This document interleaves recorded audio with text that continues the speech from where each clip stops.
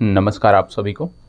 बिहार राज्य विशेष के प्रारंभिक परीक्षा विशेष के कार्यक्रम में स्वागत है आप सभी का। और आज हम बात करने वाले हैं जीव विज्ञान से संबंधित वन लाइनर फैक्ट की, क्योंकि आपने देखा कि वन लाइनर जो हैं जो फैक्ट होते हैं वो आपकी परीक्षा के लिए महत्वपूर्ण हैं। उसी को ध्यान में रखते हुए आज जो हम अध्ययन करने वाले हैं वो जीव विज्ञान से संदर्भित अध्ययन करने वाले हैं, क्योंकि आपकी भी मांग थी और हमारी भी यही सोच है कि कम से कम जीव विज्ञान जो भी टॉपिक शुरू किया जाए उसका अंत भी हो जाए। तो जीव विज्ञान से हम शुरुआत पिछली कक्षा में कर चुके हैं, लगभग 2 से 3 वीडियो आपको मिल चुकी हैं और उसी के आगे हम चीज़ों को आगे बढ़ा रहे हैं। जिनके पास वन लाइनर पुस्तक नहीं है उनके लिए ये बेहतर है। दूसरी बात, ज़रूरी नहीं है कि सबके पास विविध तरह के पुस्तकें हों। ज़्यादातर लोग लूसेंट रखते हैं, तो ये अन्य पुस्तक है, मानक पुस्तक है, इसका यहाँ पे आपको अध्ययन कराया जा रहा है। और जब आप यहाँ पे फैक्ट अध्ययन करते हैं और उसके बाद यदि आप जाकर घटना चक्र पूर्वालोकन के प्रश्नों को अध्ययन करते हैं या हल करते हैं, आप देखोगे कि आपके 80 to 90% जो प्रश्न हैं वो आपके सही होंगे। ये मैं दावे के साथ कहता हूँ। अभी इसका प्रूफ भी मैं आपको दूंगा, क्योंकि इस तरह के जो भी सेशन हमारे होते हैं उसमें लास्ट में हम कुछ प्रश्नों को भी रखते हैं, उन प्रश्नों की भी चर्चा करते हैं जो इस टॉपिक विशेष से जुड़े हुए होते हैं।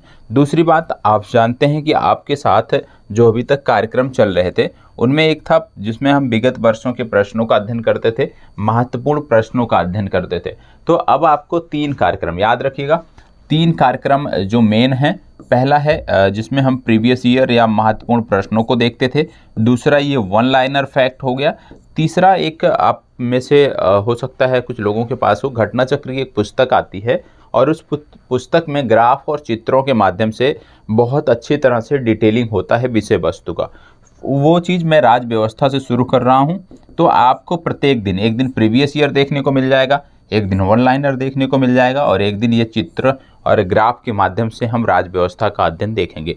तो सारी चीज़ें चलती रहें, कुछ भी रुके नहीं, ये हमारा प्रयास है और आप सबका सहयोग भी इसमें चाहिए। यदि कार्यक्रम अच्छा लगता है तो प्लीज़ एक कमेंट और एक लाइक अवश्य कर दीजिएगा, ठीक है। अब यहाँ पे इसको बहुत सारी चीज़ें इनमें से आपको याद होंगी, याद हैं तो अच्छी बात है, नहीं याद हैं तो यहीं पर इस कक्षा में ही हम याद करने का प्रयास भी करेंगे। यहाँ पर आप देख रहे होंगे ध्यान से, यदि आप देखेंगे तो यहाँ पे टॉपिक क्या है?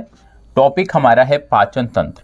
पाचन तंत्र की हम बात करने वाले हैं। पाचन तंत्र से जुड़े हुए फैक्ट को हम यहाँ पर देखने वाले हैं।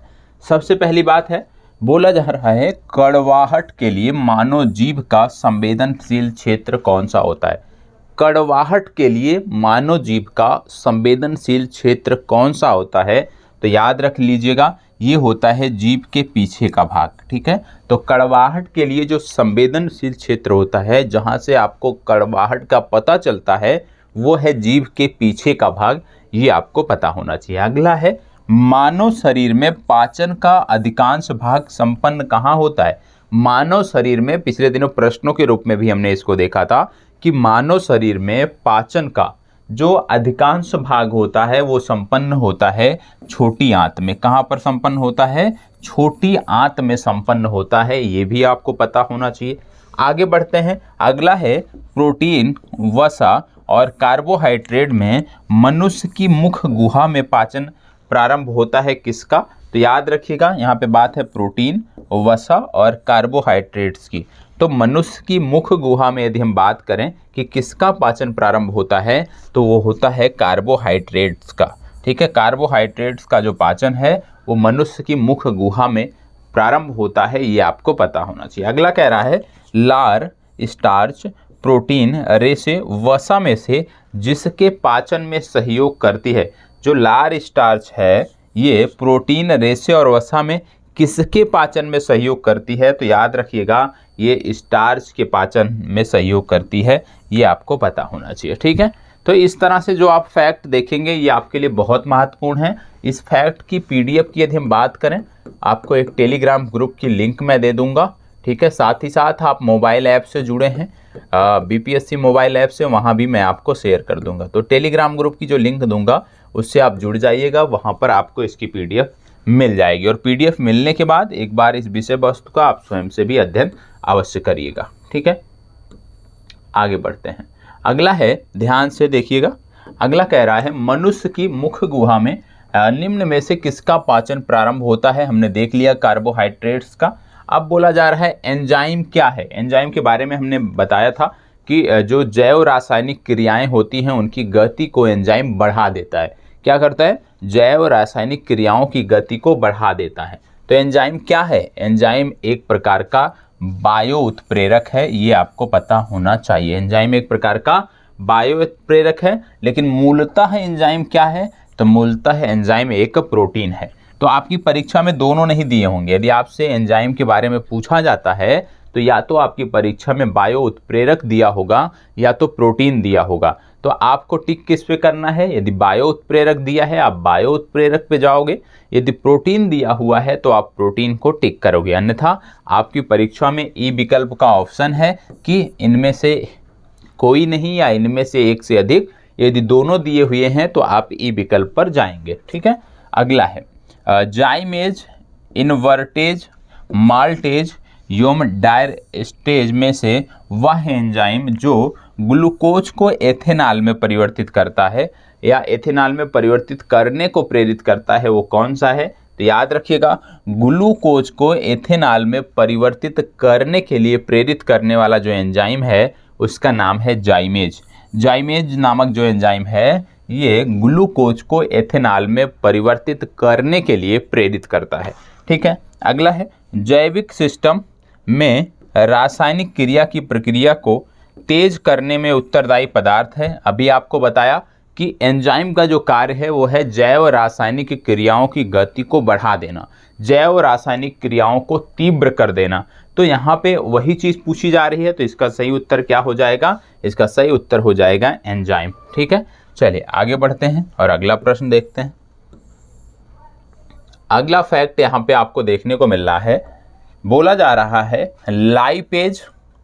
लाइपेज यूरिया श्लेष्मा एवं हाइड्रोक्लोरिक अम्ल में से जिसकी उत्पत्ति यकृत का कार्य है, इनमें से किसकी उत्पत्ति जो है वो यकृत से होती है, ये आपसे पूछा जा रहा है।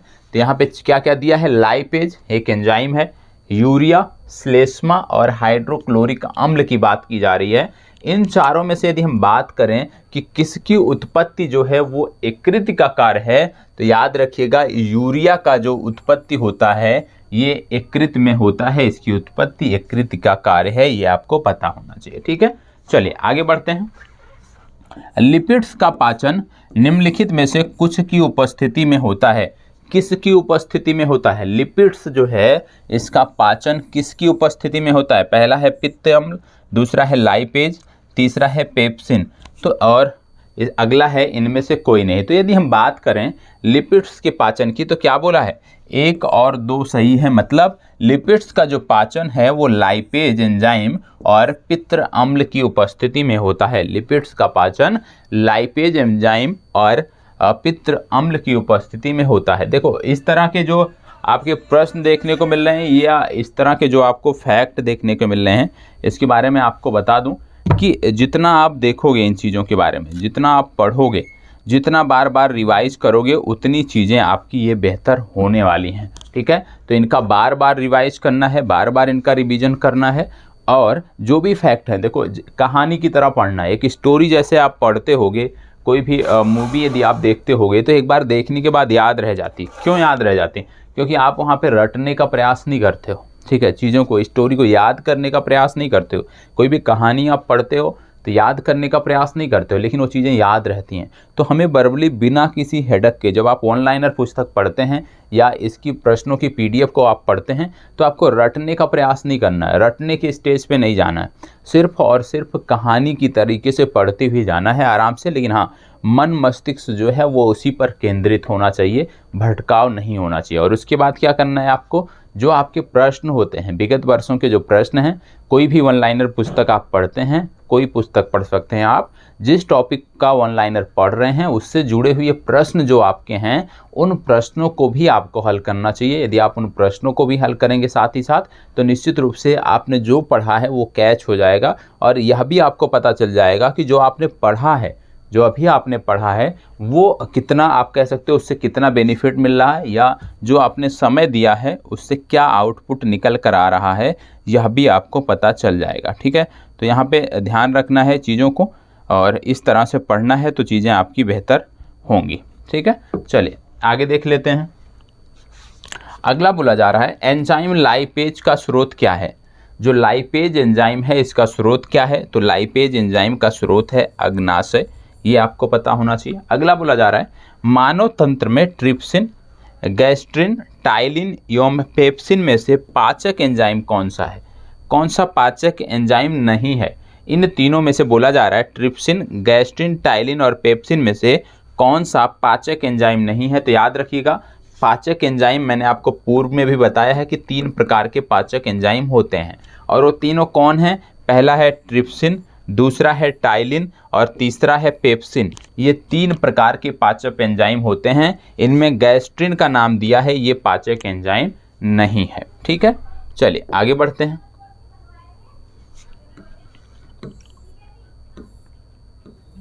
चलिए अब यहाँ पे देखते हैं, यहाँ पे ध्यान दीजिएगा।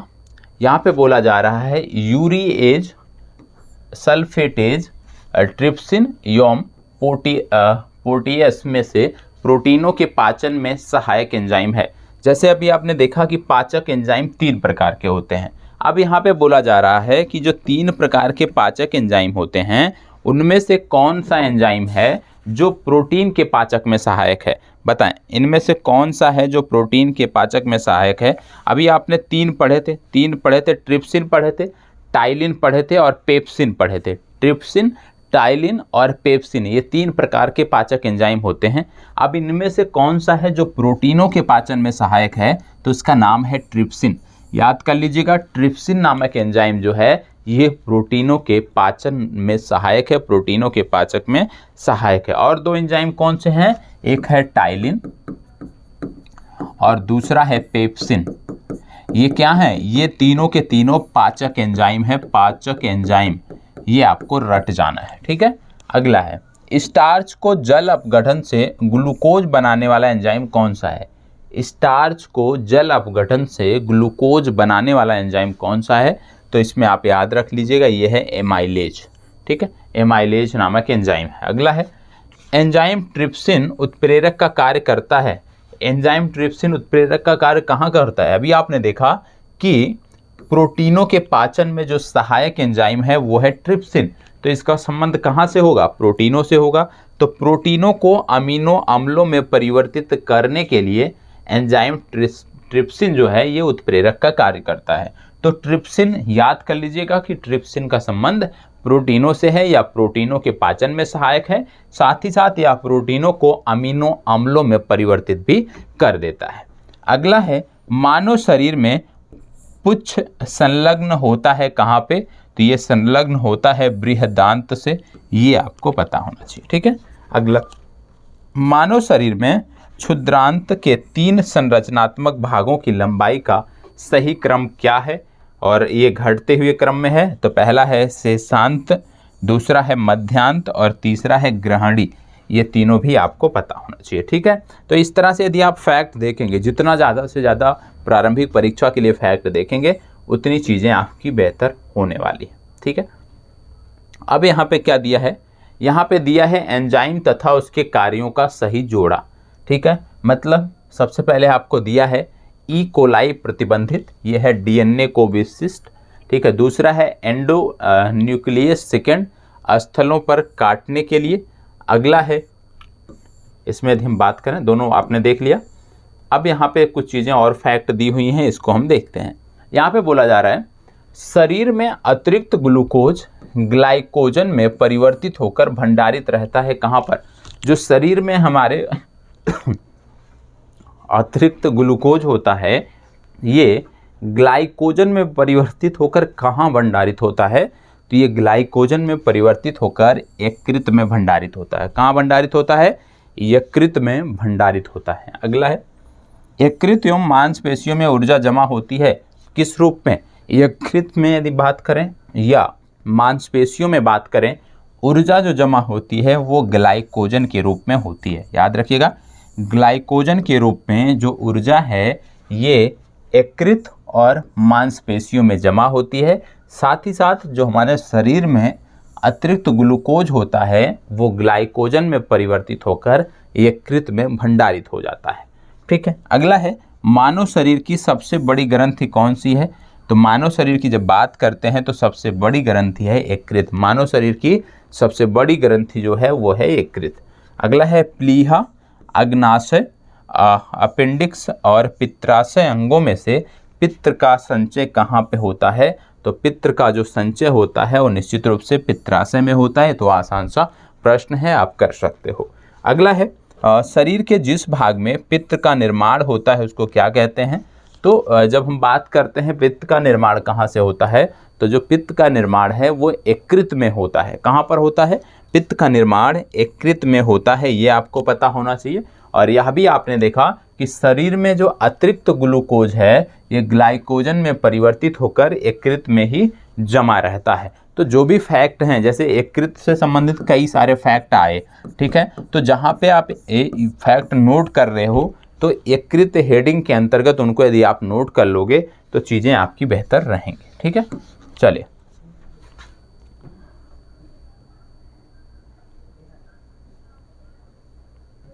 अब यहाँ पे क्या दिया है? यहाँ पे दिया है सुमेलित क्रम दिया हुआ है। ठीक है, सबका अलग अलग काम होता है, उसी के बारे में यहाँ पे बताया है।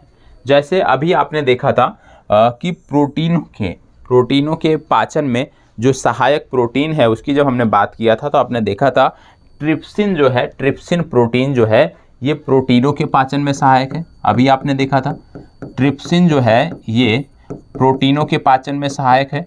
और आपने देखा था कि कुल मिलाकर 3 जो हैं ये पाचक प्रोटीन होते हैं और 3 पाचक एंजाइम होते हैं, जिनमें से पहला था ट्रिप्सिन, दूसरा था टाइलिन और तीसरा था पेप्सिन। ये तीनों के तीनों पाचक एंजाइम हैं, जिनमें से ट्रिप्सिन प्रोटीनों के पाचन में सहायक था।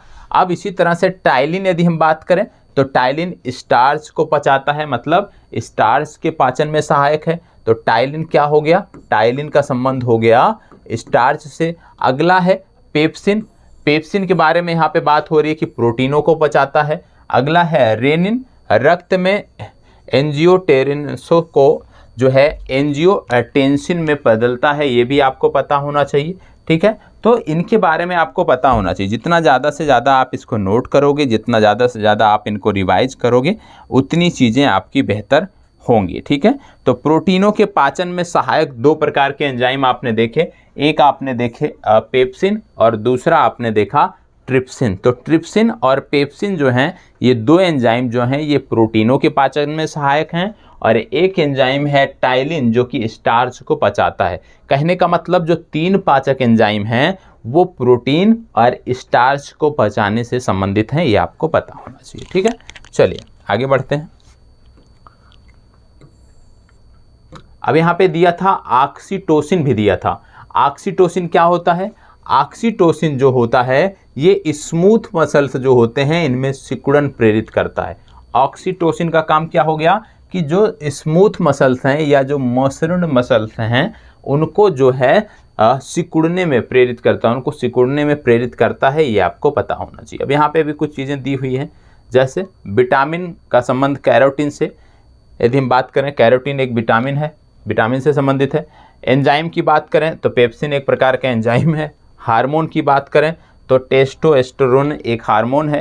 प्रोटीन की बात करें तो कैरेटिन एक जो है प्रोटीन है। तो यहाँ पे आपने देखा कि क्या दिया हुआ है, यहाँ पे मिलान करना है, 2 चीज़ों को मिलान करना है और दोनों चीज़ें यहाँ पे दी हुई हैं। जैसे सबसे पहले आपको दिया यहाँ पे विटामिन, तो विटामिन में कैरोटीन एक प्रकार का विटामिन है। एंजाइम की बात करें, भैया आपने देखा पेप्सिन एक एंजाइम है, प्रोटीनों के पाचन में सहायक है। हार्मोन की यदि हम बात करें तो टेस्टोस्टेरोन या प्रोजेस्टेरोन एक हार्मोन है। प्रोटीन की बात करें तो केराटिन एक प्रकार का प्रोटीन है।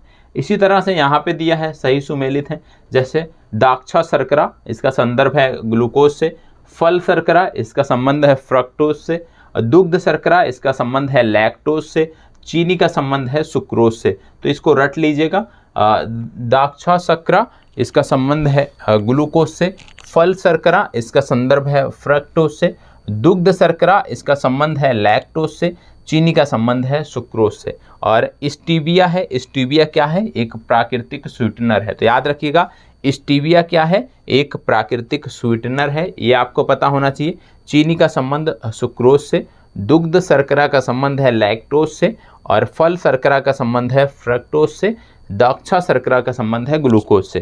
ग्लूकोज का सूत्र क्या होता है? C6H12O6। ये तो आप सामान्य सी चीज़ है, ये आपने पढ़ा होगा निश्चित रूप से इंटरमीडिएट में, ठीक है। अब यहाँ पे क्या बात हो रही है? विटामिन और पोषण से संबंधित। अब विटामिन और पोषण से संबंधित कुछ फैक्ट हैं जो हमें देखने हैं, ठीक है। चलिए, यहाँ पे बोला जा रहा है फल, सब्जियां, पनीर एवं मिठाई में से वह आहार जो मानव शरीर में नए ऊतकों की वृद्धि के लिए पोषक तत्व प्रदान करता है, कौन सा है? नए ऊतकों के वृद्धि के लिए जो पोषक तत्व प्रदान करता है, देखो नए ऊतकों की वृद्धि कब होती है? प्रोटीन के लिए। और प्रोटीन किस में पाया जाता है? जितना इसमें दिया हुआ है, फल दिया है, सब्जियां दिया है, पनीर दिया है, तो प्रोटीन जो है यदि हम बात करें तो पनीर में पाया जाता है। तो इसका संबंध किससे हो गया?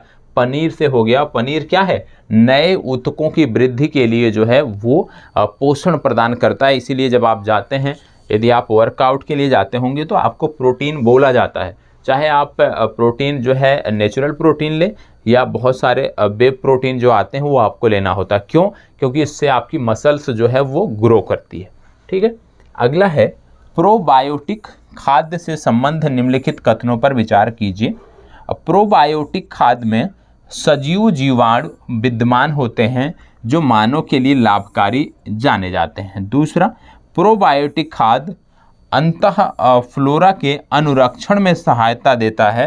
ये उपयुक्त कथनों में से कौन से सही हैं? तो आपको बता दें ये दोनों सही हैं। प्रोबायोटिक जो खाद्य पदार्थ हैं उसमें सजीव जीवाणु होते हैं, ये भी सत्य है, और ये मानव के लिए लाभदायक जीवाणु होते हैं। जैसे आप देखते होंगे, उदाहरण के रूप में यदि हम बताएं, दही आप देखते होंगे, दही में भी जीवाणु होते हैं, सजीव जीवाणु होते हैं, लेकिन वो मानव के लिए लाभकारी होते हैं, वो हानिकारक नहीं होते हैं। उसी तरह से आप देखेंगे कि ये जो प्रोबायोटिक खाद्य अंतर हैं ये फ्लोरा के अनुरक्षण में सहायता देते हैं, और इससे निश्चित रूप से हमारी शरीर को जो है बेहतर, आप कह सकते हो, स्वास्थ्य सुरक्षा मिलती है।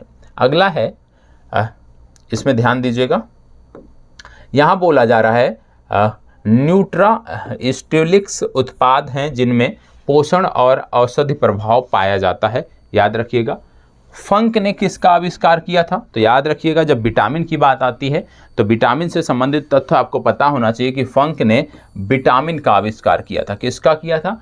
फंक ने विटामिन का आविष्कार किया था, ये आपको पता होना चाहिए। यहाँ पे कुछ विटामिन दिए हुए हैं, ठीक है, और विटामिन के साथ साथ कुछ नाम भी दिए हुए हैं, यहाँ पे व्यक्तियों के कुछ नाम भी दिए हुए हैं। जैसे बोला जा रहा है आपसे कि विटामिन ए का संबंध किससे है? विटामिन ए का संबंध है मैककुलम से, ठीक है। विटामिन बी का संबंध किससे है? विटामिन बी का संबंध है ककुलम से। और विटामिन सी का संबंध किससे है? इनका संबंध है जेम्स लिंड से। तो ये आपको याद रखना है, विटामिन के नाम और संबंधित व्यक्तियों के नाम आपको याद रखने हैं, ठीक है। अगला है विटामिन क्या होते हैं? तो विटामिन क्या होते हैं? विटामिन से एक प्रकार के कार्बनिक यौगिक होते हैं। क्या होते हैं विटामिन? विटामिन से एक प्रकार के कार्बनिक यौगिक होते हैं, यह भी आपको पता होना चाहिए, ये फैक्ट है और रटना है आपको, ठीक है। अगला है यौगिकों का वह समूह जिसे सहायक आहार कारक कहा जाता है, कौन सा है? यौगिकों का वह समूह जिसे सहायक आहार कारक कहा जाता है। सहायक आहार कारक किसको कहा जाता है? प्रोटीन, विटामिन किसको कहा जाता है? तो सहायक आहार कारक जो है वो विटामिन को कहा जाता है, क्योंकि हमारे शरीर के विकास के लिए कहीं ना कहीं यह भी जिम्मेदार होते हैं, बहुत महत्वपूर्ण भूमिका निभाते हैं। तो यौगिकों का वह समूह जिसे सहायक आहार कारक कहा जाता है वह है विटामिन, ठीक है। चलिए आगे बढ़ते हैं। यहाँ पे बोला गया है जीवधारियों को कम से कम 27 तत्वों की आवश्यकता होती है, जिनमें से 15 धातुएं हैं। इनमें से जो प्रभुत मात्रा में आवश्यक होती हैं वो कौन सी है? जीवधारियों को कम से कम 27 तत्वों की आवश्यकता होती है, जिनमें से 15 धातुएं हैं। मतलब हमारे शरीर को जो हम खाद्य पदार्थ लेते हैं उसमें कहीं ना कहीं से इन 27 तत्वों की आपूर्ति होती है, और यदि इनमें से किसी की आपूर्ति जो है बाधित होती है तो शरीर में बहुत सारी समस्याएं उत्पन्न होती हैं, बहुत सारी जो कमियां हैं वो उत्पन्न होने लगती हैं। और इसमें से कितनी हैं? 15 जो हैं वो धातुएं, मतलब जो हम खाद्य पदार्थ लेते हैं उनके माध्यम से 15 धातुएं जो हैं वो हमारे शरीर में प्रवेश करती हैं। यहाँ पे बोला जा रहा है इनमें जो प्रभूत मात्रा में आवश्यक होती हैं वो कौन सी हैं, जिनकी मात्रा निश्चित रूप से हमें शरीर में चाहिए, अन्यथा बहुत सारी बड़ी गंभीर समस्याएं उत्पन्न होती हैं। इनमें से है पोटेशियम, सोडियम, मैग्नीशियम, कैल्शियम और सल्फर। तो याद रखिएगा, पोटेशियम, सोडियम, मैग्नीशियम, कैल्शियम और सल्फर जो है ये हमारे लिए बहुत ही महत्वपूर्ण है और इनकी मात्रा जो है हमारे शरीर के लिए बहुत ही आवश्यक है। रेगुलर इनको जो है हम खाद्य पदार्थों के माध्यम से अपने शरीर में ग्रहण करते हैं। भोजन के वर्ग में विटामिन, वसा, कार्बोहाइड्रेट्स एवं प्रोटीन में प्रति यूनिट कैलोरी की मात्रा सर्वाधिक होती है। यदि हम बात करें प्रोटीन की, बात करें विटामिन की, बात करें वसा की या कार्बोहाइड्रेट्स की, तो सबसे ज़्यादा कैलोरी हमें कहाँ से मिलती है? तो सबसे ज़्यादा कैलोरी हमें मिलती है वसा से। याद रखिएगा, सबसे ज़्यादा कैलोरी हमें वसा से मिलती है। अगला बोला जा रहा है सेब का हृदय रोगियों के लिए विशेष महत्व है, क्योंकि ये बड़े स्रोत हैं किसके?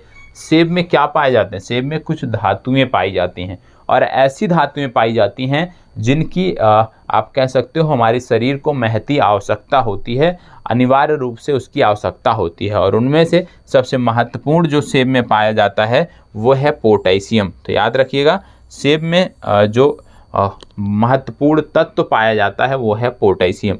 ठीक है।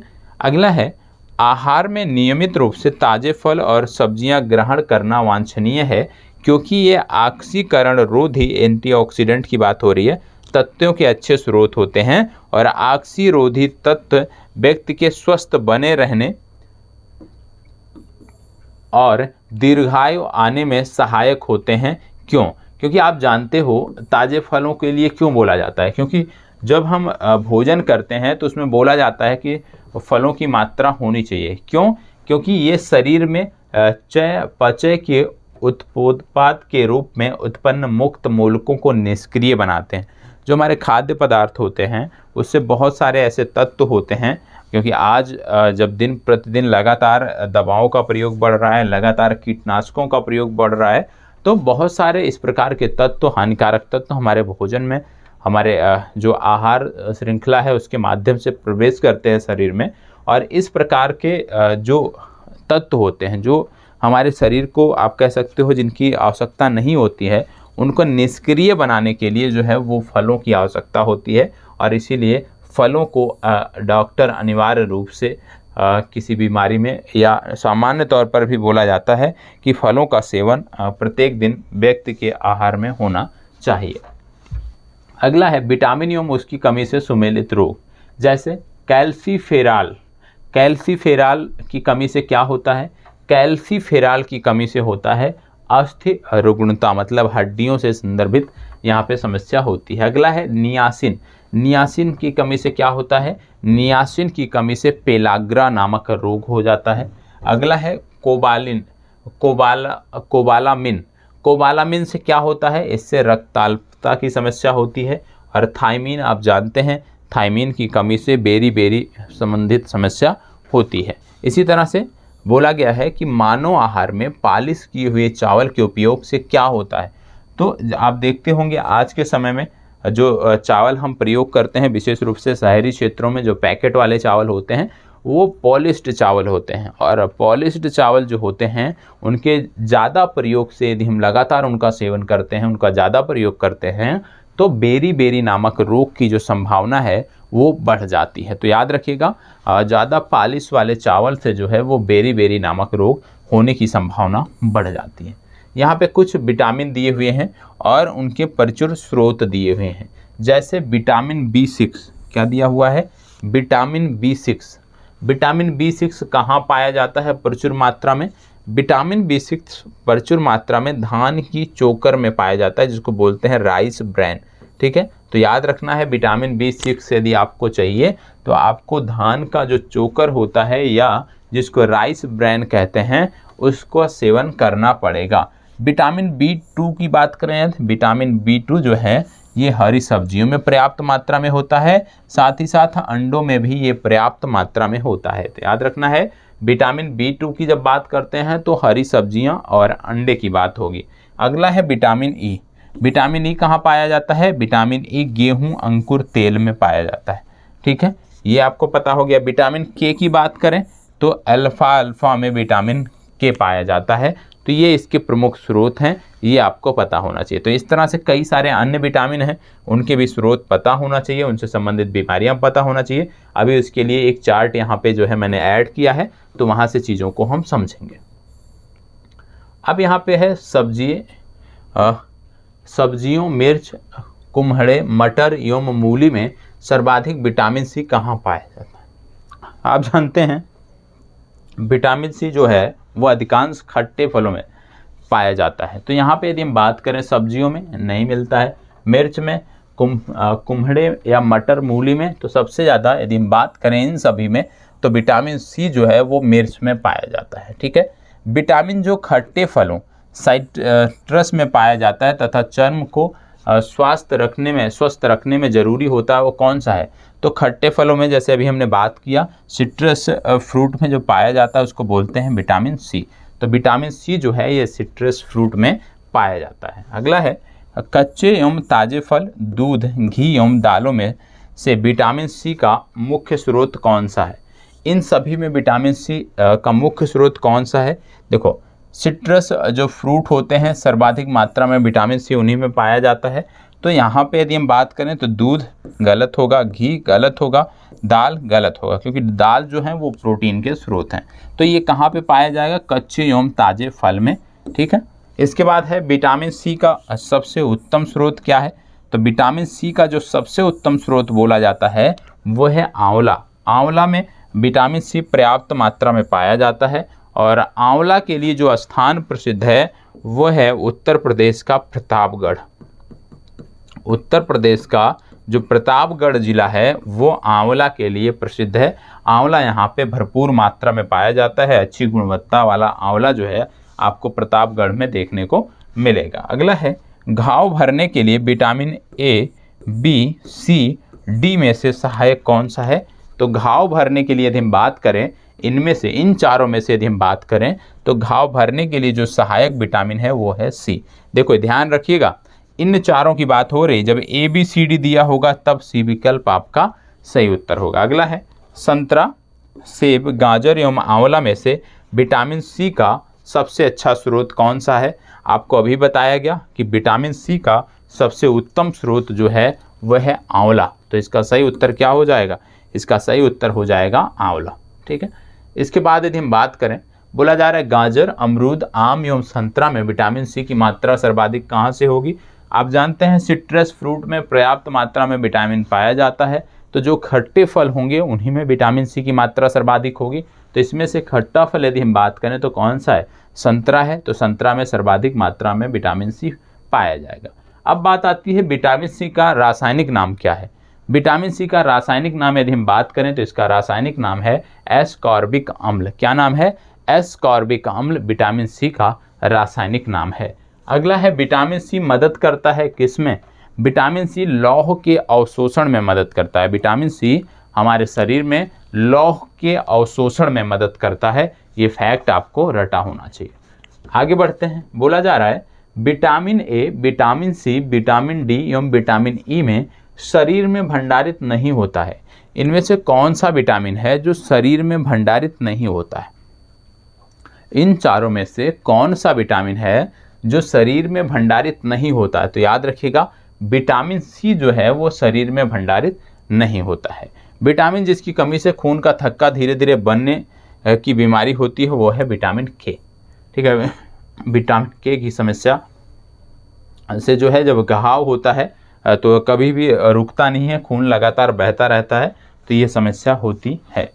ठीक है। अगला है विटामिन डी की अल्पता से क्या होता है। विटामिन डी की जब बात करते हैं तो रिकेट्स होता है इसकी समस्या से।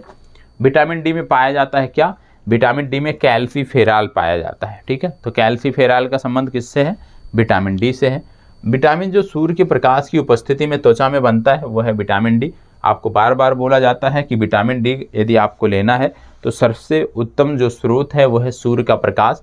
लेकिन आज के समय में, आज की इस दौड़ भाग वाले जीवन में यदि हम बात करें तो विटामिन डी जो है अधिकांश लोगों की यदि हम बात करें, आप कह सकते हो कि लगभग 70 से 80% भारत की जो जनसंख्या है उनमें कहीं ना कहीं विटामिन डी की कमी होती है। क्यों? क्योंकि आज के समय में विटामिन डी का जैसे सर्वोत्तम स्रोत क्या है? सूर्य का प्रकाश, और वह भी सुबह सुबह जो सूर्य का प्रकाश होता है, कम से कम आप आधे घंटे बैठ जाएं, 20 मिनट बैठ जाएं, तो पर्याप्त मात्रा में आपके शरीर को विटामिन डी प्राप्त हो जाएगा। ऐसा नहीं है कि आप दोपहर में बैठते हैं तो विटामिन डी मिलेगा, ऐसा नहीं है। मॉर्निंग में सुबह जब सूर्य निकलता है उसके बाद यदि आप आधे घंटे बैठते हैं सूर्य के प्रकाश में, तो विटामिन डी की जो मात्रा है वो आपके शरीर में पर्याप्त मात्रा में हो जाती है।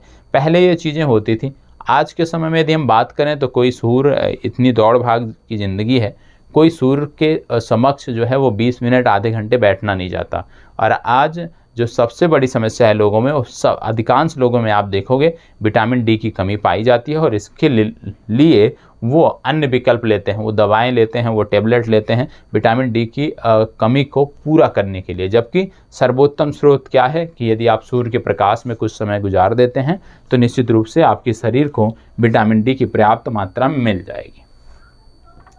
अगला है कोलेकैल्सिफेरॉल रासायनिक यौगिक का रासायनिक नाम क्या है? कोलेकैल्सिफेरॉल रासायनिक यौगिक का सामान्य नाम क्या है? देखो, कैल्सिफेरॉल आपने देखा विटामिन डी से संदर्भित है, यहाँ पे बोला जा रहा है कोलेकैल्सिफेरॉल, तो इसका संबंध है विटामिन D3 से। ठीक है। अगला है अर्गोकैल्सिफेरॉल, अर्गोकैल्सिफेरॉल का संबंध है विटामिन D2 से। ठीक है। अब यहाँ पे कुछ बीमारियों के नाम दिए हुए हैं, ये अभी पूर्व में चर्चा हुई है, इसलिए इसकी बात अब यहाँ पे नहीं करेंगे। अब यहाँ पे बात होती है रतौंधी। रतौंधी एक बड़ी समस्या है। बोला जा रहा है कि किसकी कमी से होता है, तो याद रखना है रतौंधी जो है ये विटामिन ए की कमी से होता है। भारत में इसके भी मामले, रतौंधी के भी मामले बहुत सामने आते हैं, और एक बड़ी समस्या आप कह सकते हो, रतौंधी भी आज के समय में एक बड़ी समस्या है। अगला है मानव शरीर में यकृत, आमाशय, तिल्ली एवं उदर में से विटामिन ए कहाँ संचित रहता है? तो विटामिन ए जो संचित होता है वो होता है यकृत में। याद रखिएगा, यकृत में विटामिन से संचित होता है, और इसकी कमी से रतौंधी नामक रोग होता है। पत्ता गोभी, गाजर, फूल गोभी एवं पालक में से विटामिन ए कहाँ पे पाया जाता है? तो विटामिन ए की यदि हम बात करें तो इसकी पर्याप्त मात्रा गाजर में पाई जाती है। ठीक है। अगला है सेब, पपीता, अमरूद एवं आम में से विटामिन ए का प्रचुरतम स्रोत कौन सा है? तो इन चारों में से यदि हम बात करें तो विटामिन ए पर्याप्त मात्रा में पाया जाता है आम में। ठीक है। आम हो गया, गाजर हो गया, ये विटामिन ए के प्रमुख स्रोत हैं। यहाँ पे दिया गया है ताड़, नारियल, गेहूं, अंकुर एवं राई के तेलों में विटामिन ए का महत्वपूर्ण स्रोत क्या है? गेहूं अंकुर जो तेल है वो विटामिन ई का महत्वपूर्ण स्रोत है। यहाँ पे कुछ विटामिन दिए हुए हैं और संबंधित स्रोत दिए हुए हैं, जैसे विटामिन सी एवं B1 कहाँ पाया जाएगा? तो विटामिन सी जैसे सिट्रस में होता है, तो संतरा इसके लिए सही उत्तर है। विटामिन डी की बात करें तो कॉर्ड यकृत तेल में ये पाया जाता है। विटामिन ई की बात करें गेहूं अंकुर तेल में पाया जाता है। विटामिन के की बात करें अल्फा में पाया जाता है। और विटामिन सी की जब हम बात करते हैं तो नींबू में पाया जाता है। ठीक है। चलिए,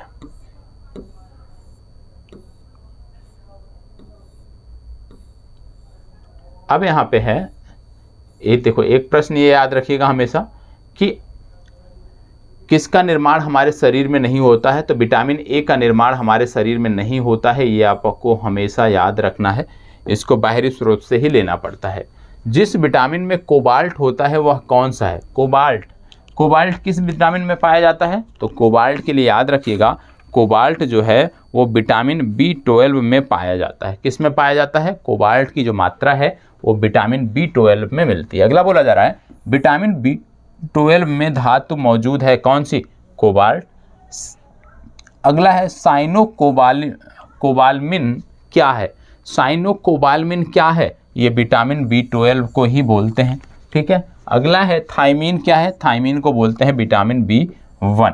अगला है विटामिन ए, सी, डी एवं ई में से जल में घुलनशील विटामिन कौन सा है?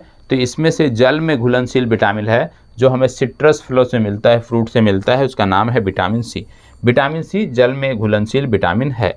ठीक है। यदि हम बात करें विटामिन ए, बी, डी एवं ई में से पानी में घुलनशील कौन सा है? तो विटामिन बी भी पानी में घुलनशील है। तो याद रखिएगा विटामिन बी और सी ये दोनों फैक्ट हैं, याद रख लीजिएगा। विटामिन बी और सी जो हैं ये जल में घुलनशील विटामिन है, बाकी के जो विटामिन हैं वो वसा में घुलनशील होते हैं। जैसे कुछ विटामिन वसा में घुलनशील हैं जबकि अन्य जल में घुलनशील हैं। जल में घुलनशील विटामिन कौन से हैं? तो केवल विटामिन बी और सी है जो जल में घुलनशील है, बाकी के जो भी अन्य विटामिन हैं वो वसा में घुलनशील हैं। इसलिए बी और सी आप रट जाइएगा, ठीक है। अब यहाँ पे देखो रोगों के बारे में अभी हमने अलग से एक पीडीएफ इसमें रखी है, तो वहाँ पे हम बात कर लेंगे इसकी रोगों के बारे में और उनके समाधान के बारे में। एक यहाँ पे पीडीएफ है, उससे संबंधित अभी हम चर्चा वहाँ पे करेंगे। बाकी आप पढ़ना चाहते हैं ये पीडीएफ आपको मिलेगी, आप वहाँ पे पढ़ लीजिएगा। यहाँ पे बोला गया है केला जो एक फल के रूप में अत्यधिक मूल्यवान भोज्य पदार्थ माना जाता है कि प्रति 100 ग्राम में क्या होता है? इसके प्रति 100 ग्राम में ऊर्जा की 89 किलो कैलोरी मात्रा होती है। यदि आप 100 ग्राम केला का सेवन करते हैं तो आपकी शरीर को 89 किलो कैलोरी जो है वो ऊर्जा मिलती है। अगला है फलियां अत्यधिक पौष्टिक होती हैं क्योंकि उनमें प्रचुर मात्रा में क्या होता है? फलियां जो हैं उनमें क्या होता है? फलियों में अत्यधिक मात्रा में होता है प्रोटीन, ठीक है। आगे बढ़ते हैं। अरहर, सोयाबीन, उड़द, चना, मटर और गेहूं में से प्रोटीन का अधिकतम मात्रा कहाँ पाई जाती है? आप सब जानते होंगे कि सोयाबीन जो है ये प्रोटीन का एक प्रमुख स्रोत माना जाता है। अगला है चावल, मूंगफली एवं सेब में से प्रोटीन का सबसे अच्छा स्रोत कौन सा है? तो इन चारों में यदि हम बात करें तो प्रोटीन का जो सबसे अच्छा स्रोत है वह है मूंगफली, ठीक है। मूंगफली जो है ये प्रोटीन का सबसे अच्छा स्रोत है। आप सोयाबीन का सेवन करते हैं, आप मूंगफली का सेवन करते हैं, आप इसके साथ साथ दूध से बनी हुई जो सामग्री होती है उसका सेवन करते हैं या दूध का सेवन करते हैं, तो आपके शरीर में प्रोटीन की जो मात्रा है, जो आवश्यक मात्रा है, उसकी पूर्ति यहाँ से हो जाती है। अगला बोला जा रहा है बाल जिस प्रोटीन का बना होता है उसे क्या कहते हैं? तो बाल जिस प्रोटीन का बना होता है उसको बोलते हैं केराटिन। बाल जो है ये केराटिन प्रोटीन का बना होता है, ये आपको पता होना चाहिए। केराटिन प्रोटीन का बाल बना होता है। मानव के बाल एवं नाखून में विद्यमान प्रोटीन कौन सा है? वह है केराटिन प्रोटीन, ठीक है। चलिए, मतलब यदि किसी के बाल टूट रहे हों, बालों में समस्या है, तो आपको केराटिन प्रोटीन शरीर में लेना पड़ेगा और इसके लिए जो स्रोत है उस पर आपको जाना पड़ेगा, ठीक है। अब यहाँ पे बोला जा रहा है कि एक कठिन परिश्रम करने वाले पुरुष की दैनिक ऊर्जा की आवश्यकता कितनी होती है? कठिन परिश्रम बोला जा रहा है। कठिन परिश्रम का मतलब है कि जो लेबर कैटेगरी है, जो हार्ड वर्क कर रहे हैं, उनकी बात यहाँ पे हो रही है। तो बोला जा रहा है कि एक कठोर परिश्रम करने वाले पुरुष की दैनिक ऊर्जा की आवश्यकता क्या होती है? ऐसे पुरुष की 3500 से 4000 किलो कैलोरी आवश्यकता होती है। एक गिलास पानी पीने से कैलोरी कितनी मिलती है? तो एक गिलास पानी पीने से हमें 0 कैलोरी मिलती है, क्योंकि पानी में इस तरह का कुछ भी प्राप्त नहीं होता शरीर को। स्टार्च, ग्लूकोज, कार्बोहाइड्रेट एवं सेलुलोज में भोजन का एक प्रमुख अंग कौन सा है? कार्बोहाइड्रेट। आप सब जानते होंगे। लंबे समय कसरत का मुख्य ईंधन क्या होता है? लंबे समय कसरत का मुख्य ईंधन होता है कार्बोहाइड्रेट्स। यदि आप लंबे समय के लिए एक्सरसाइज करते हैं तो आपको कार्बोहाइड्रेट्स चाहिए, और कार्बोहाइड्रेट्स जहाँ पे मिलता है वो स्रोत आपको लेना पड़ेगा। हमारे शरीर में अम्लीयता तथा क्षारीयता के बीच जो तत्व संतुलन बनाए रखता है वो कौन सा है? हमारे शरीर में अम्लीयता तथा क्षारता के बीच जो तत्व संतुलन बनाए रखता है वो कौन सा है? वह है फास्फोरस। तो याद रखिएगा, फास्फोरस जो है वो अम्लीयता और क्षारीयता के बीच संतुलन बनाए रखता है। अगला है ग्लाइकोजन, एमिनो अम्ल, वसा एवं टोकोफेराल में से वह यौगिक जो मानव शरीर में संग्रहित नहीं रहता। आप जानते हैं ग्लाइकोजन संग्रहित रहता है, अभी आपको पूर्व में बताया गया। ग्लूकोज की जो अत्यधिक मात्रा होती है, जो शरीर को आवश्यकता नहीं होती है, वो ग्लाइकोजन के रूप में यकृत में संचित होता है, यह भी आपने देखा था।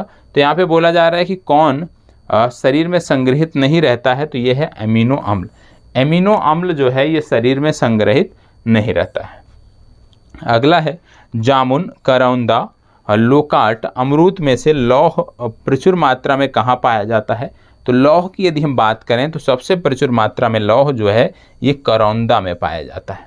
ठीक है, ये सारे के सारे प्रश्न पूछे गए हैं, ये सारे के सारे जो फैक्ट दिए हैं ये विभिन्न परीक्षाओं में पूछे गए हैं, इसलिए इन प्रश्नों को, इन फैक्ट को इग्नोर नहीं करना है।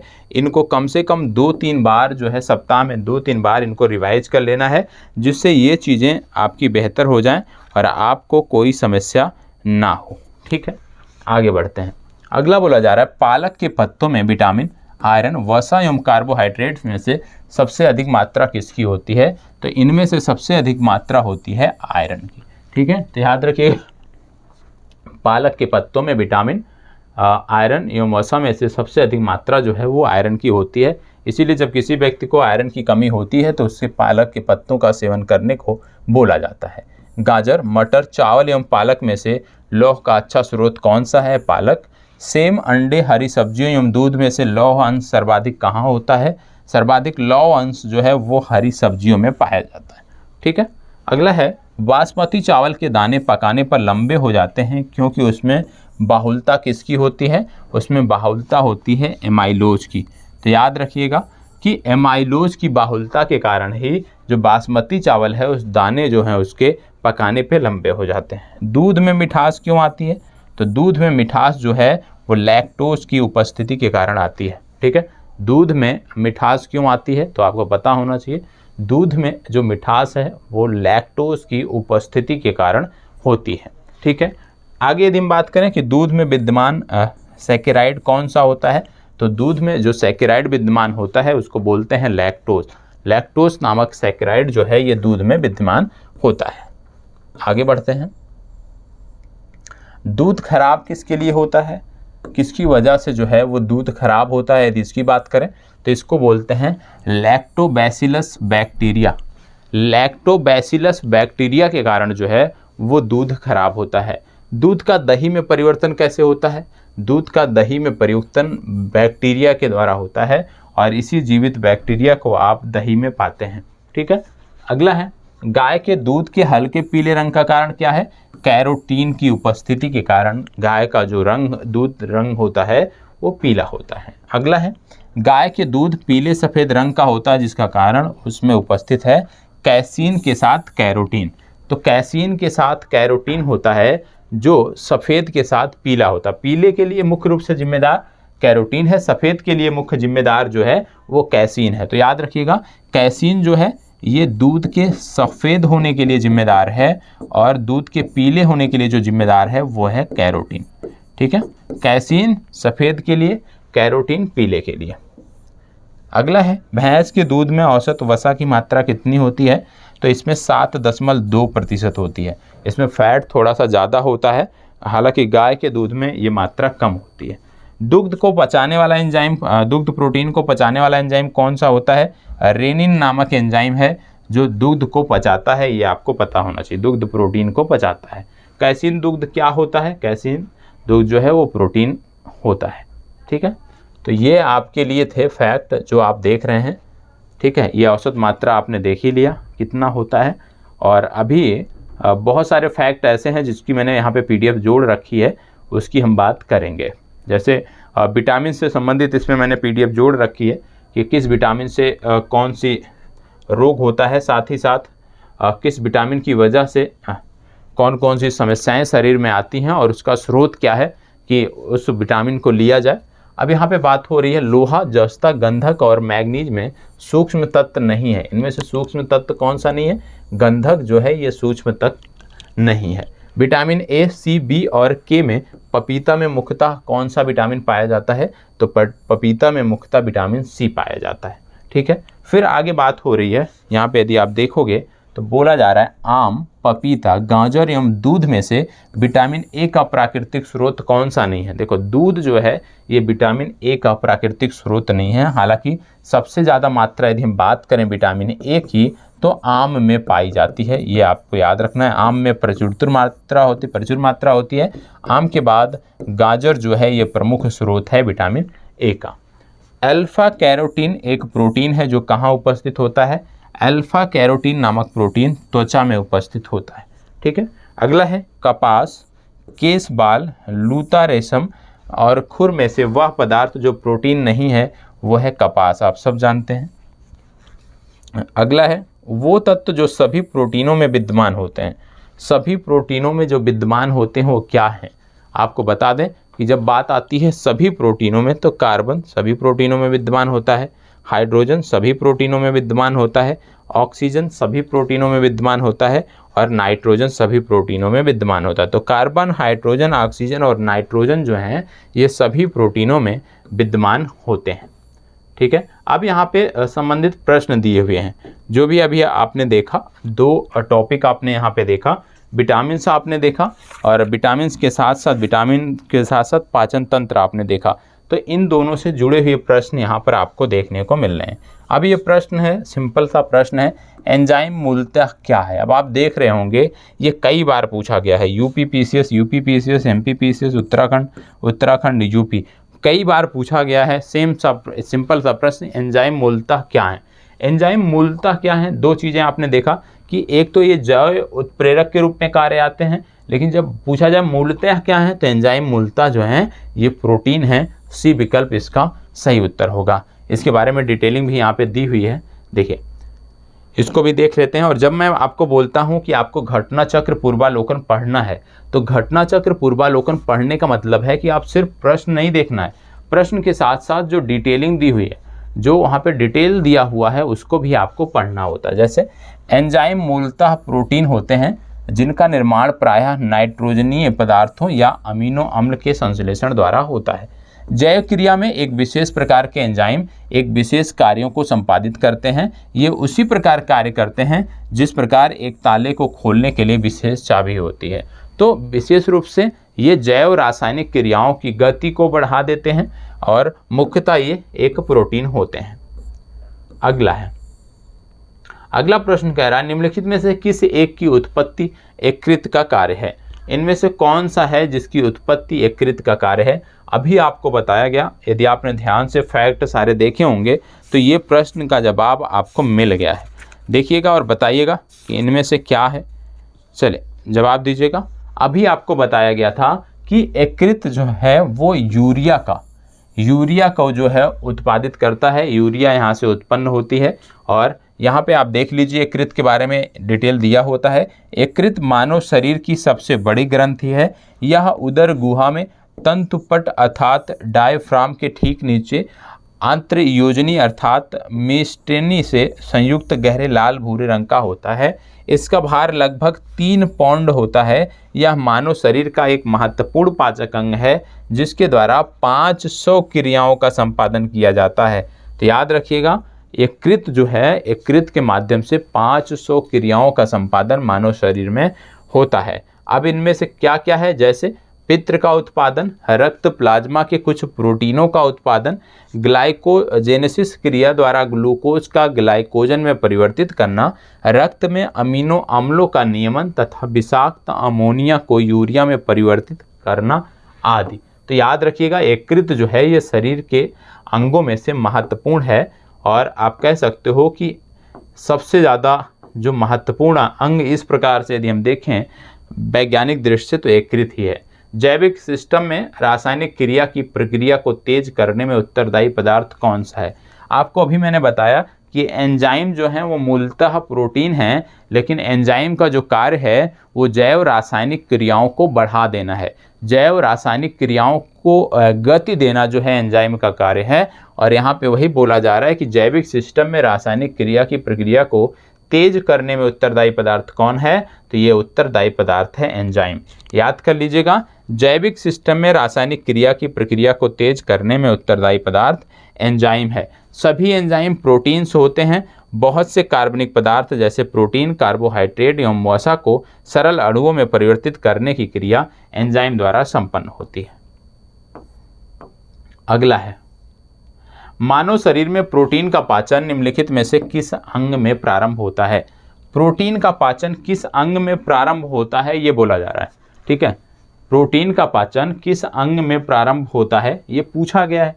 आप देख रहे होंगे यहाँ पे बात करें तो प्रोटीन का पाचन जो है किस अंग में प्रारंभ होता है? यकृत, छोटी आंत, मुख या आमाशय, तो यहाँ पे आपको पता होगा कि आमाशय से जो है प्रोटीन का पाचन आरंभ होता है। यहाँ पे दिया है मानव शरीर में प्रोटीन का पाचन आमाशय में प्रारंभ होता है। हालांकि पाचन का अधिकांश भाग छोटी आंत में संपन्न होता है तथा पचे हुए पदार्थों का अवशेषण मुख्यतः छोटी आंत में ही होता है। तो यहाँ पे आपने देखा कि प्रोटीन के पाचन में, शरीर में प्रोटीन के पाचन में जो सहायक अंग हैं दो हैं। पहला है आमाशय, दूसरा है छोटी आंत। लेकिन प्रश्न में पूछा गया है कि किसमें प्रारंभ होता है, तो प्रोटीन का पाचन जो मानव शरीर में प्रारंभ होता है वो आमाशय में होता है, लेकिन संपन्न कहाँ पर होता है, छोटी आंत में होता है। तो प्रश्न ऐसे भी बन सकता है कि मानव शरीर में प्रोटीन का पाचन संपन्न कहाँ पर होता है, तो आपको बताना है मानव शरीर में प्रोटीन का जो पाचन है वो छोटी आंत में संपन्न होता है। ठीक है, चलिए आगे बढ़ते हैं। एंजाइम लाइपेज का स्रोत है गुर्दा, अग्नाशय, यकृत या हृदय। एंजाइम लाइपेज का स्रोत है, एंजाइम लाइपेज का स्रोत क्या है, गुर्दा, अग्नाशय, यकृत या हृदय। लाइपेज एंजाइम की बात हो रही है। लाइपेज एंजाइम जो संबंधित है ये संबंधित है अग्नाशय से। आपकी बीपीएससी में पूछा गया प्रश्न है 2020 में। ठीक है, आगे बढ़ते हैं। यहाँ पे क्या बोला जा रहा है, प्रोटीनों के पाचन में सहायक एंजाइम।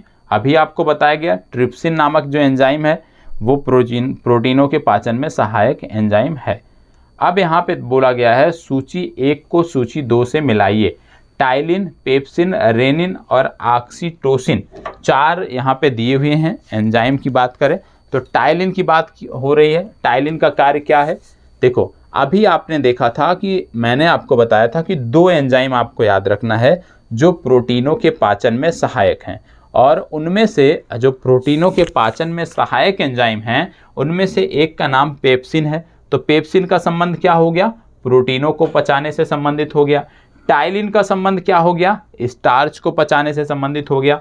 अब बचा ऑक्सीटोसिन और रेनिन। अब इनकी यदि हम बात करें तो आपको पता होगा, देखिए यहाँ पे डिटेलिंग में, टाइलिन स्टार्च को पचाता है, पेप्सिन प्रोटीन को पचाता है, रेनिन रक्त में एंजियोटेंसिनोजेन को एंजियोटेंसिन में बदलता है, और चौथा है ऑक्सीटोसिन जो कि मिश्रण पेशियों में, मतलब जो मांसपेशियां हमारी होती हैं स्मूथ मांसपेशियां, उनमें सिकुड़न लाता है। ठीक है, तो आप देखो यदि आपको 2 पता होता, टाइलिन और पेप्सिन के बारे में आपको पता होता तो आप आसानी से इसका जवाब दे सकते थे। तो प्रयास क्या करना है कि जरूरी नहीं है सब याद हो, लेकिन जितनी चीज़ें आप पढ़ो, कम पढ़ो लेकिन अच्छा पढ़ो, विधिवत पढ़ो, वो आपको भूलना नहीं चाहिए। यदि वहाँ से प्रश्न बने तो गलत ना हो। तो ये सिंपल सा प्रश्न है, आईएएस में पूछा गया है। अब यहाँ पे मैंने बोला था आपको कि मैं यहाँ पे कुछ विटामिन रखूँगा और उससे होने वाले रोगों के बारे में हम बात करेंगे। तो यहाँ पे सबसे पहले मैंने रखा है विटामिन ए। ठीक है, विटामिन ए की यहाँ पे हम बात करेंगे। विटामिन ए बोला गया है कमी से उत्पन्न रोग कौन से होते हैं, रतौंधी, जीरोथैलेमिया संक्रमण, त्वचा की कोशिका में परिवर्तन। इसके स्रोत क्या हैं विटामिन ए के, गाजर, हरी सब्जियां, दूध, मक्खन, अंडा, यकृत, मछली का तेल। ठीक है, ये इसके स्रोत हैं। यहाँ पे आम भी आप लिख सकते हो। ठीक है, आम भी एक प्रचुर स्रोत है। विटामिन बी1, विटामिन बी1 को थायमिन भी बोलते हैं। यहाँ पे बात करें बेरी रोग और वृद्धि रुक जाती है। अब इसके स्रोत क्या हैं विटामिन बी1 के, अनाज, फलियां, सोयाबीन और दूध इसके स्रोत हैं। अगला है विटामिन बी2। विटामिन बी2 की यदि हम बात करें, किलोसिस इसकी कमी से होता है। और विटामिन बी2 कहाँ पाया जाता है, पनीर, अंडे, ईस्ट, मांस, हरी पत्तेदार सब्जियां। ठीक है, अगला है विटामिन बी3। विटामिन बी3 से पेलाग्रा नामक रोग होता है और ये ईस्ट, मांस, मछली, अंडे, दूध, फलियों में पाया जाता है। अगला है विटामिन बी5। विटामिन बी5 की बात करें, चर्म रोग, वृद्धि कम, बाल सफ़ेद होते हैं इसकी कमी से। और इसकी कमी कहाँ पूरी होती है, अंडे, दूध, मांस और मूंगफली से इसकी कमी पूरी होती है। विटामिन बी6 रक्त क्षीणता, चर्म रोग, पेशियाँ, ऐंठन इसकी कमी से होता है। दूध, ईस्ट, अनाज और मांस से इसकी कमी दूर होती है। विटामिन बी7 चर्म रोग, बालों का झड़ना जो है ये विटामिन बी7 की कमी से होता है, जिसको बायोटिन बोलते हैं। और ये कहाँ से पूरा होता है, मांस, गेहूं, अंडा, सब्जी और फल से ये पूरा होता है। अगला है विटामिन B9। विटामिन B9 को फोलिक अम्ल भी बोलते हैं। रक्त क्षीणता और कुंठित वृद्धि हो जाती है। हरी सब्जियां, फलियां, यीस्ट, मांस, अंडे से प्राप्त होता है। तो ज़्यादातर जो इस प्रकार के विटामिन हैं, यदि आपने देखा, विटामिन ए और बी के विभिन्न स्वरूपों की जब बात करते हैं हम, तो आप देख रहे हैं कि इनकी कमी के लिए यदि आप नियमित दूध का सेवन करते हैं, अंडे का सेवन करते हैं, फलों का सेवन करते हैं, सोयाबीन का सेवन करते हैं, मूंगफली का सेवन करते हैं, यदि आपके जो भोजन में इनका स्थान है, तो निश्चित रूप से आपको भविष्य में भी और आज भी कोई भी बीमारी चपेट में नहीं लेगी, क्योंकि शरीर की ज़्यादातर जो ज़रूरतें हैं, जो भी विटामिन्स की ज़रूरतें हैं, वो यहाँ से पूरी हो जाती हैं। तो फलों को नियमित रूप से रखना चाहिए, हरी सब्जियों को रखना चाहिए, अंडे दिखाते हैं तो अंडे रखना चाहिए, नहीं तो दूध से बने हुए जो उत्पाद हैं उनको अपने भोजन में सम्मिलित कर सकते हैं, और इससे आपको किसी भी प्रकार की समस्या नहीं होने वाली है। आगे अभी इसमें देखो विटामिन B2 है। विटामिन B12 की बात करें, घातक रक्त क्षीणता इसकी कमी से होता है, और मांस, मछली, अंडा, दूध इसके स्रोत हैं। विटामिन C की का बात करें, स्कर्वी रोग होता है। आंवला में आप जानते हैं, नींबू, खट्टे फलों में ये होता है। विटामिन D सूखा रोग या रिकेट्स की बात करें, और ये मक्खन, मछली का तेल, अंडा आदि तथा सूर्य के प्रकाश में पाया जाता है। सबसे महत्वपूर्ण जो स्रोत इसका है वो है सूर्य का प्रकाश। फिर बात आती है विटामिन E। जनन क्षमता की कमी, जननांग तथा पेशियां कमज़ोर हो जाती है विटामिन E की कमी से, और तेल, गेहूं, अंडे की जर्दी और सोयाबीन से इसकी कमी दूर होती है। विटामिन K, चोट पर रक्त का थक्का ना जमना, और ये हरी सब्जियां, अंडा, सोयाबीन आदि के बैक्टीरिया जो हैं इनसे पूरी होती है। तो ये आपने देखा कि किस प्रकार से इनकी कमी यहाँ पे दूर की जाती है। अब यहाँ पे बोला गया है भोजन के प्रति यूनिट कैलोरी की मात्रा कहाँ पे सर्वाधिक होती है। भोजन के वर्ग में यदि हम बात करें तो प्रति यूनिट कैलोरी की मात्रा कहाँ पर सर्वाधिक होती है। यहाँ पे देख रहे होंगे विटामिन, कार्बोहाइड्रेट्स, वसा और प्रोटीन। अभी आपको बताया गया था पूर्व में, यदि आपको याद होगा, कि वसा में यदि हम बात करें तो प्रति यूनिट कैलोरी की जो मात्रा है वो सर्वाधिक होती है। अब यहाँ पे भोजन के वर्ग में वसा में प्रति यूनिट कैलोरी की मात्रा सर्वाधिक होती है, क्योंकि इनमें ऑक्सीजन कम होने के कारण इनका ऑक्सीकरण अधिक होता है। 1 ग्राम कार्बोहाइड्रेट या प्रोटीन के उपापचयी जरण से 4.0 किलो कैलोरी जो ऊर्जा है वो मिलती है। तो याद रखिएगा, प्रति कैलोरी ऊर्जा की मात्रा वसा में सर्वाधिक होती है। अगला बात करें, रक्त का थक्का बनने में किस विटामिन की आवश्यकता होती है। सबको पता है विटामिन K की आवश्यकता होती है रक्त का थक्का बनने में। और रतौंधी निम्नलिखित में से किस विटामिन की कमी से होता है। अभी आपने देखा था रतौंधी जो है मुख्य रूप से विटामिन A की कमी से होता है। और विटामिन A यदि आपको लेना है, आप आम खाइए, आप गाजर का सेवन करिए, तो विटामिन A की कमी आपके शरीर में पूरी हो जाती है। देखो सभी के सभी पूछे हुए प्रश्न हैं, तो विज्ञान के जो प्रश्न हैं बहुत टफ नहीं हैं, आसान से प्रश्न है। ये आपकी BPSC में 2016 में पूछा गया प्रश्न है। प्रश्न कह रहा है निम्नलिखित में से कौन सा विटामिन प्रतिस्कंदक विषों के प्रतिविष प्रतिकारक के रूप में प्रयोग किया जाता है। पिछले दिनों मैंने आपको बताया भी था, जब प्रश्नों की सीरीज चल रही थी उस दौरान मैंने बताया था कि ये है विटामिन K। तो इसका सही उत्तर है विटामिन K। कहने का मतलब है कि राज्य विशेष की जब हम बात करते हैं, आप सिर्फ 1 लाइनर पुस्तकों का भी यदि आप सहारा ले लेते हो तो भी प्रारंभिक परीक्षा आपकी क्वालिफाई हो जाएगी, और 1 लाइनर पुस्तकें अनिवार्य रूप से आपको पढ़नी चाहिए। चलिए आगे बढ़ते हैं। कोलेकैल्सिफेरॉल रासायनिक यौगिक का क्या नाम है। आपने देखा था कैल्सिफेरॉल की जब बात करते हैं तो इसका संबंध होता था विटामिन D से। यहाँ पे बात कर रहे हैं कोलेकैल्सिफेरॉल, तो विटामिन D यहाँ पे दिया हुआ है, विटामिन D पर आप जाओगे। कैल्सिफेरॉल या कोलेकैल्सिफेरॉल की बात करें तो आप D पर ही जाना है। जिस विटामिन में कोबाल्ट होता है वो कौन सा है। विटामिन B12 में होता है कोबाल्ट, आपकी परीक्षा में भी पूछा गया है, 48वीं और 52वीं में पूछा गया है। तो कहने का मतलब है यहाँ पे प्रश्नों का रखने का सिर्फ इतना तात्पर्य है कि आपको ये विश्वास जगे कि जो आप पढ़ रहे हो, जिन पुस्तकों का आपको सहारा लेना है, कम से कम ऐसी पुस्तकों का चुनाव करें जहां से प्रश्न आप कर सकें। और अभी जितना फैक्ट पढ़ा है, सारे के सारे प्रश्न कहीं ना कहीं उसी फैक्ट से मिलते जुलते हैं। जैसे जल में घुलनशील विटामिन कौन सा है, अभी आपको बताया गया कि कुछ विटामिन होते हैं जो वसा में घुलनशील होते हैं, कुछ विटामिन होते हैं जो जल में घुलनशील होते हैं। जल में जो घुलनशील विटामिन है वो विटामिन बी और सी हैं। वसा में घुलनशील विटामिन इन दोनों के अलावा होते हैं। तो इसमें बी और सी हैं, तो यहाँ पे बी दिया नहीं है, सी दिया है, तो सी पे आप जाओगे। ठीक है, अगला, 1 गिलास पानी पीने से कितनी कैलोरी ऊर्जा मिलती है? आप जानते हो पानी में कोई भी कैलोरी नहीं होती है, तो शून्य मिलती है। हमारे शरीर में अम्लीयता तथा क्षारीयता के बीच जो तत्व संतुलन बनाए रखता है वो कौन सा है? Phosphorus, sodium, potassium, calcium. आप जानते हैं कि अम्लीयता और क्षारीयता की जब बात आती है, इनमें जो संतुलन बनाने वाला तत्व है वो है फास्फोरस। यहाँ पे लिखा है फास्फोरस खनिज लवण के रक्त में उपस्थित होने से शारीरिक अम्ल एवं क्षार का संतुलन ठीक रहता है। इस खनिज के मुख्य स्रोत दूध, पनीर, अंडे का पीला भाग, मांस, मछली, दाल, मेवे तथा सभी धान्य हैं।